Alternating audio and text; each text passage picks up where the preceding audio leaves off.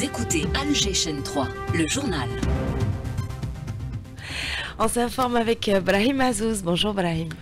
Bonjour Soraya, bonjour à tous. Au lendemain du séisme de Tébessa, les ministres de l'Intérieur et de l'Hydraulique étaient en visite sur instruction du président de la République pour s'enquérir de la situation. Pas de pertes humaines ni dégâts matériels. L'alerte canicule reste valide jusqu'à demain. Le ministère de la Santé rappelle les mesures préventives à observer, à suivre les conseils d'un médecin. La protection civile a circonscrit plusieurs incendies hier à Sétif, Jijel et Bouira. De grands moyens sont mobilisés pour éteindre le feu qui s'est déclaré à Tkal dans la wilaya de Béjaïa. En moins 70 Palestiniens sont tombés en martyrs hier, dont 30 devant les centres de distribution d'aide. Sur le plan diplomatique, le mouvement de résistance palestinien Hamas a annoncé avoir accepté une nouvelle proposition des médiateurs sur une trêve.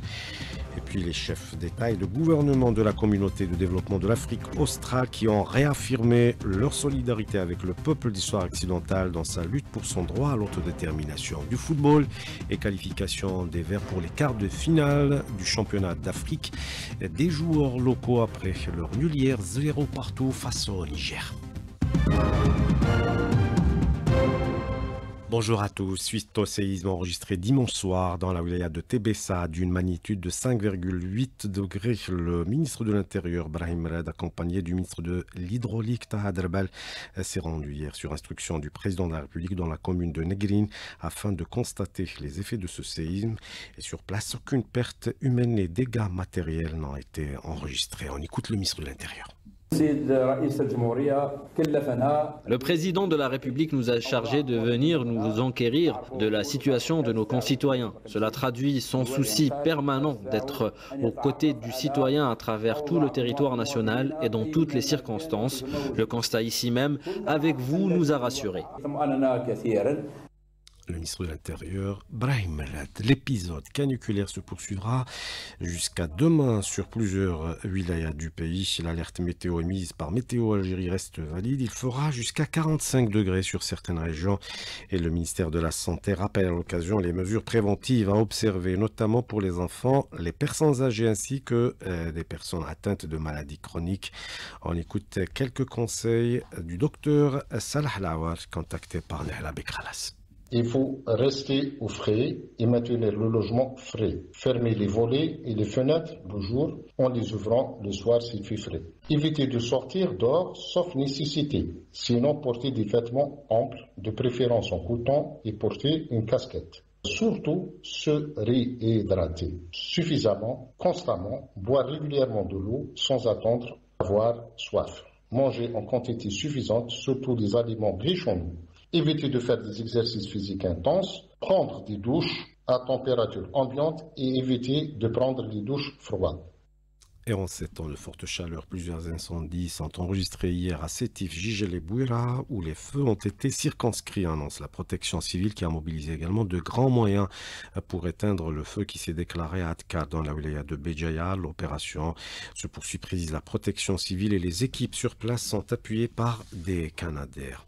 La consommation nationale de l'électricité a enregistré durant cet été 8 pics, annonce Sonelgaz, précisant que la situation avait été maîtrisée avec succès grâce aux investissements conséquents en matière d'équipement et de modernisation des outils d'intervention via les technologies de pointe, ce qui a facilité la détection des pannes, a déclaré le porte-parole du groupe. Cela est rendu possible également grâce au poste de commande centralisé de Sonelgaz qui a largement contribué à l'amélioration des paramètres de performance, a souligné le même responsable. Et puis les familles préfèrent sortir la nuit où le mercure baisse. Tout un dispositif sécuritaire est mis en place par la sûreté de la wilaya d'Alger. Reportage Mehdi Haddaoui.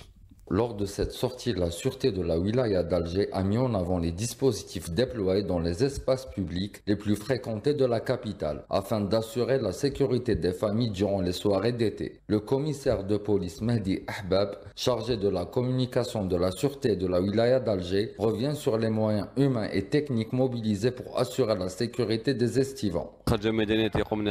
Lors des sorties de terrain effectuées au niveau de la sûreté de la wilaya d'Alger, des mesures ont été prises pour sécuriser sécuriser les différents espaces publics majeurs tels que le front de mer de Kitani, la Grande Poste, Audin, ainsi que d'autres lieux fortement fréquentés par les citoyens, notamment durant la saison estivale et les soirées d'été. Au niveau du parc des Sablettes également, diverses patrouilles policières sont déployées, brigades judiciaires, sûreté publique, brigades motorisées, ainsi que des unités spécialisées. Des caméras de surveillance et le dispositif de commandement et de contrôle sont également mobilisés. Tous ces moyens humains, matériels et techniques ont été mis en place par la Direction générale de la Sûreté nationale et la Sûreté de la Wilaya d'Alger, dont l'objectif est de garantir une saison estivale sécurisée dans tous les domaines. Une présence policière ressentie par les citoyens qui affirment profiter de leur soirée nocturne en toute sérénité. رانا في الجراند بوست رانا مريحين آلاز رانا نحس روحنا محميين باسكو كاين الامن ولا سيكوريتي. من جهه الامن رحمه ربي. رانا في صابلات اون فامي الله يبارك الامن راه كاين. La sûreté de la wilaya d'Alger rappelle que le numéro vert qui est le 17 demeure accessible pour signaler toute situation suspecte, contribuant ainsi à une saison estivale placée sous le signe de la sécurité. Un carambolage entre deux véhicules touristiques et un camion à Getlet Sidi Saad dans la wilaya de l'Arwat a fait hier 2 morts sur le coup et 3 blessés à différents degrés de gravité selon la protection civile.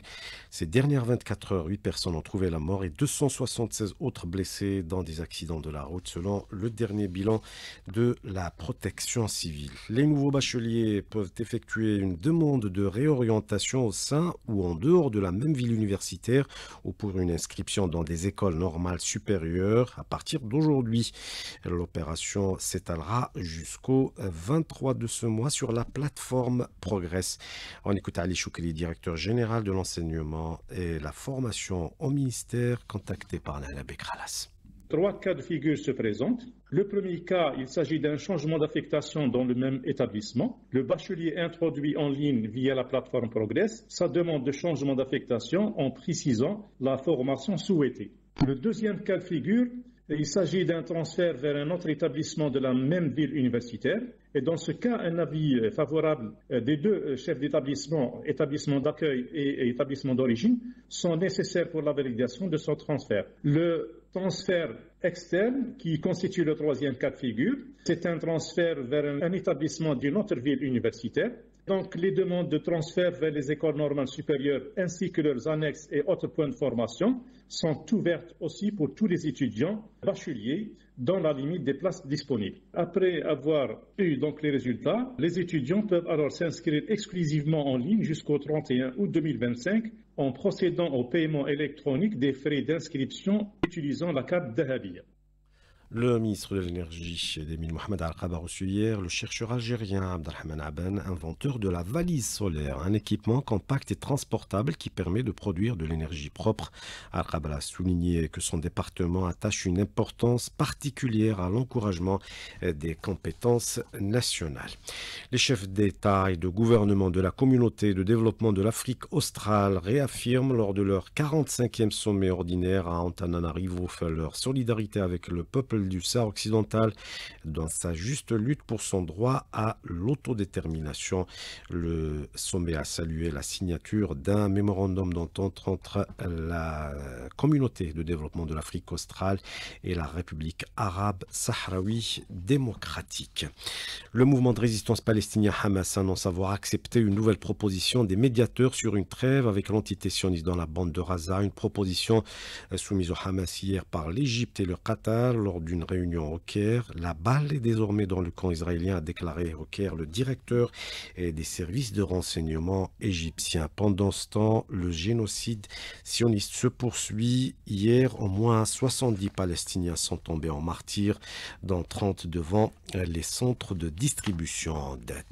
Donald Trump a annoncé au terme d'une réunion qu'il qualifie de très bonne avec Volodymyr Zelensky et plusieurs dirigeants européens qu'il allait commencer les préparatifs d'une rencontre entre le président ukrainien et Vladimir Poutine. Et selon une source proche des discussions, le président russe s'est dit prêt à rencontrer dans 2 semaines le chef d'État ukrainien pendant un coup de fil avec son homologue américain. Trump et ses invités ont discuté de garanties de sécurité pour l'Ukraine, des garanties qui seraient fournies par divers pays européens en coordination avec les États-Unis. L'Algérie célèbre demain la journée nationale du Moudjahid, commémorant le double anniversaire de l'offensive du Nord constantinois. C'était le 20 août 1955 et le congrès de la Soumam le 20 août 1956. À cette occasion, plusieurs activités sont prévues. Hier, le journal Chab a organisé un forum sur le rôle du cinéma dans la commémoration et la documentation des exploits héroïques de la guerre de libération. Hanan Sissi. راح يكون هجوم كاسح وشامل تشارك فيه كل فئات الشعب. La révolution algérienne face au colonialisme, gisement pour le cinéma, tout comme le cinéma a son rôle dans l'illustration de la mémoire nationale. L'Algérie recèle un potentiel immense que le monde du 7e art est appelé à sauvegarder et mettre en avant. Hassan Tlilani, scénariste du film Zéro Youssef. Une seule image vaut 1000 mots. Les scénaristes, les réalisateurs, les acteurs, tout le monde, à travers le cinéma, on peut revivre, on peut renaître, on peut triompher le monde entier. Zéro Youssef, forgeron, orphelin, se bat ومن بعد يولي ان ليدر يقود الشمال القسنطيني وينجح انه هو يدخل القضيه الجزائريه لونو. هذوك لي هيرو الفوق كي بران لور بلاس في السينما. Le film doit être placé dans les plus grands événements du 7e art, souligne Selim Agar, critique cinématographique. D'abord, il représente une figure importante de l'histoire de l'Algérie. En même temps, il a une technicité qui fait honneur au cinéma algérien. C'est comme ça qu'on transmet la mémoire de notre histoire à l'extérieur et dire qu'elle est éternelle et qu'elle a porté très haut le drapeau algérien pour l'indépendance. Le 70e anniversaire de l'offensive du Nord constantinois, une occasion pour rappeler l'impact du 7e art dans l'illustration et la préservation de la mémoire nationale, où l'ensemble des acteurs concernés sont appelés à se lancer dans une véritable bataille de l'image. Championnat d'Afrique des Nations des joueurs locaux et la sélection nationale qui se qualifie pour les quarts de finale après son match nul 0 partout face au Niger. Les Verts qui terminent ainsi à la deuxième place du groupe C derrière l'Ouganda qui a fait match nul hier, 3 buts partout face à l'Afrique du Sud. L'Algérie jouera samedi son match des quarts de finale à 18h. Ça sera face au premier du groupe D. C'est la fin de ce journal à 7h13 sur Alger Chaîne 3. Merci d'avoir suivi la météo sur les Azental.